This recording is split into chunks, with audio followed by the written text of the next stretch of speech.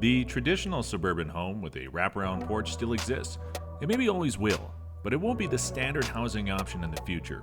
In this video, we'll show you 5 crazy concepts for homes in the future. Stay tuned and welcome back on Worth Knowing. To ensure that there'll be a home for everyone in the future, we must either build high, build low, or build mobile homes that can be parked anywhere.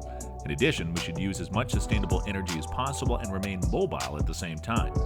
This leads us to the first house, the Ecocapsule. With a length of only 4.67 meters, it is a very, very small house and can be compared to a caravan. The body is made from insulated fiberglass shells overlaid on a steel framework. It contains everything you need to live: a comfortable bed, a mini bathroom, and of course, a small kitchen. Besides the futuristic look, it has a solar cell on the roof which has 880 watts, also a low-noise wind turbine which is delivering up to 750 watts during day and night.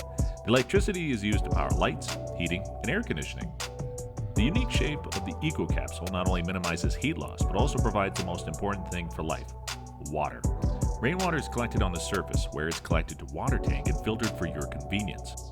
Even internet is provided, because the cottage comes with an internet connection.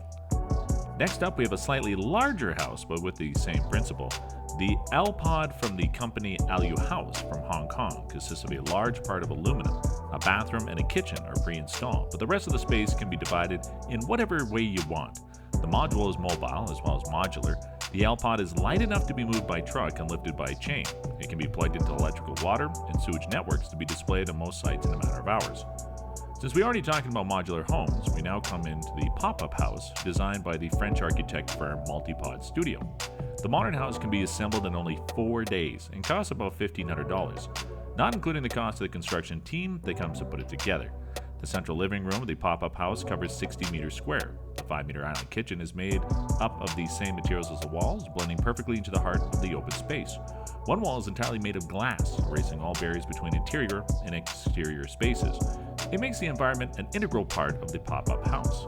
Omnipresent natural light counterbalances the predominantly dark, warm tones of the floor, walls, and ceilings.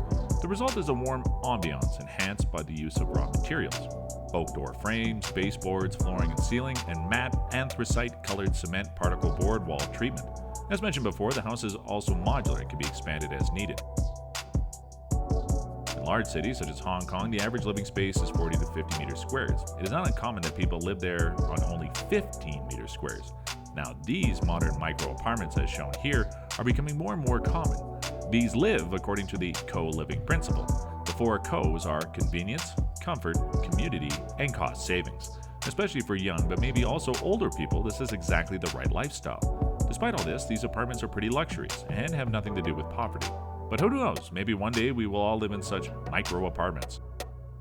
Since the space for building houses, especially in big cities, is getting smaller and smaller, and without big space for turnaround, we have to build higher instead. In Iraq, for example, the bridge is to be built to an incredible height of 1,152 meters. This is not just a skyscraper with apartments, but a vertical city, as they call it. On a floor area of 1.55 million square meters, there'll be space for hotels, offices, apartments, congress centers, stores, parks, and even its own rail network. The design for the new superlative building in Basra, Iraq, was first presented by the British-Iraqi architectural firm AMBS in 2013. However, it is not yet known when construction will begin, let alone when it will be completed. Let's see what the future brings. That's it for today. Don't forget to like, share, and subscribe, and we'll see you guys next week. The future begins now.